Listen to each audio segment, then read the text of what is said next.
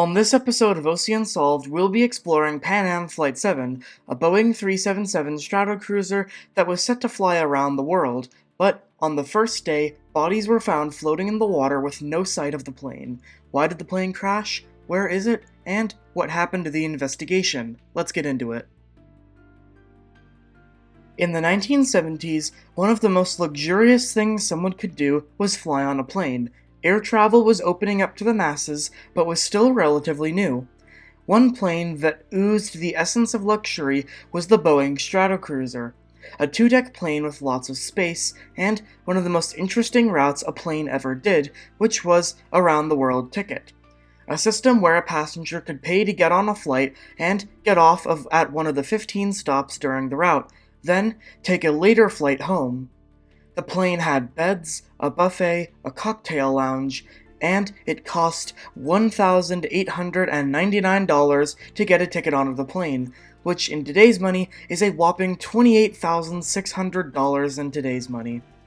The flight took off from San Francisco and was set to land in Philadelphia the next Wednesday. At 11:30 a.m. on November 8, 1957, a plane named the Romance of the Skies took off from San Francisco Airport bound for Honolulu in the state of Hawaii.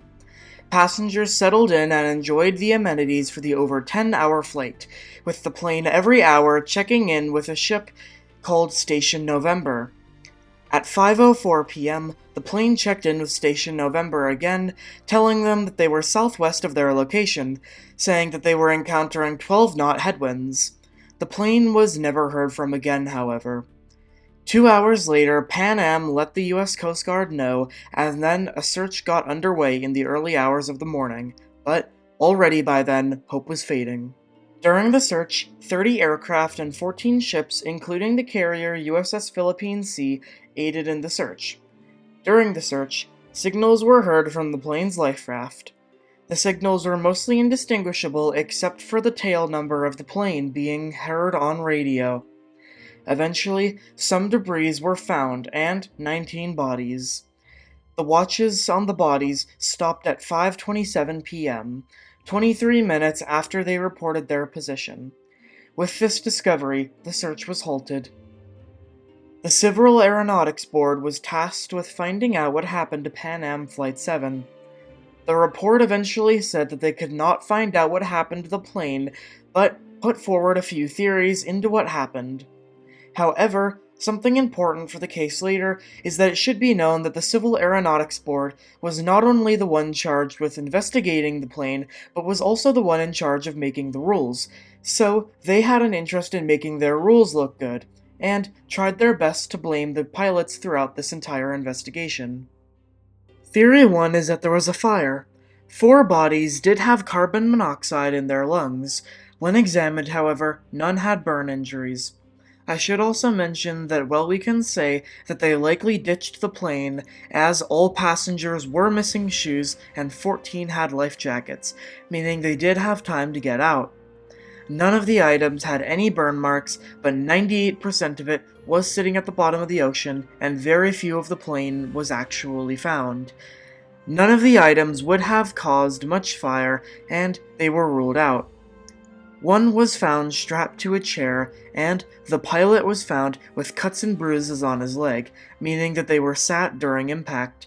Others did not. None of the other bodies had major injuries on them, meaning that they likely drowned. The parts damaged made it likely that ditching was possible. Theory 2 is that it was poor maintenance. The plane had flew hard landings and was not inspected after these landings. The plane would have suffered structural damage from this, but they likely would have caused a mid-air breakup of the plane, but evidence suggests that it was ditching, as mentioned earlier. Theory 3 suggests prop failure. Actually, on this exact same route, with this exact same type of plane, this had happened before. While flying to Honolulu, Pan Am Flight 6 lost all engines and ditched the plane right next to Station November, with these incredible videos being taken. But if they had lost all engines, how could they have not sent a distress call? That would have given them a lot of time. Well, they might have. Disturbingly, A radio recording was analyzed, and a weak signal was found, but nothing was ever made of it. A little bit fishy, especially when you consider that, as mentioned earlier, the same agency tasked with investigating this was the same agency that made the rules of aviation, meaning they were encouraged to leave out key evidence if it made them look bad.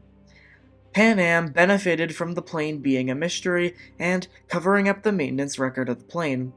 In the weeks prior, the plane was suffering from oil leaks and cooling issues in its engine.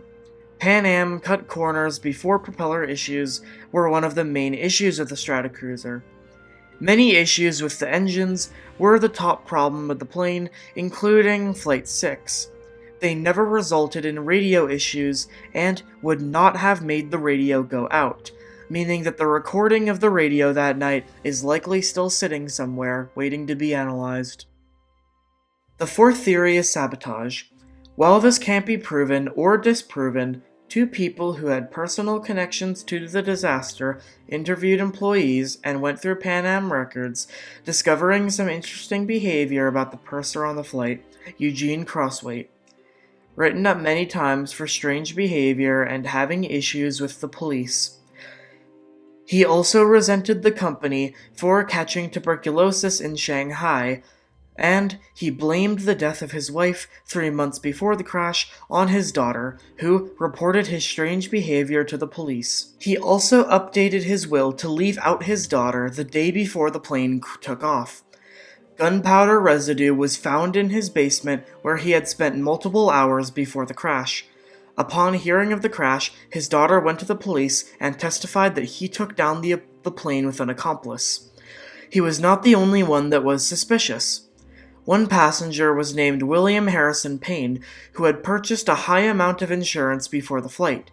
An insurance company came out saying that he took down the plane and were not paying his family the insurance. Plus, he only bought a one-way ticket. His wife said that he was going to Hawaii to collect debt from an unspecified person. However, his phone history shows he never made any calls to Hawaii. His family was also broke, and they needed money. He had 4 life insurance policies active during the flight, and only 3 weeks after the crash, his wife had already remarried and moved somewhere else.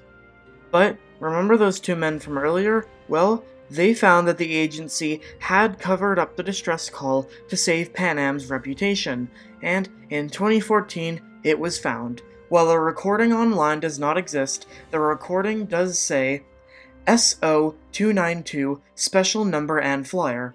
Attention all stations, Pan American Air, verification channel bearing 11. Still have 1 tank full, am ditching flight. CQD, Syracuse, New York. J-arm is missing tail. Do you chart me? Special position. Fuel control 34560. 2 fuel low. 02 fuel. Flow. Coordinate what about engine 3?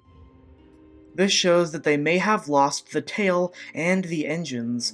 This gives us a timeline of this, but not what caused the plane to end up like this. The only real way to figure out is to find the wreckage and to do another investigation, peeling back the layers of gatekeeping done by the Civil Aeronautics Board and Pan Am.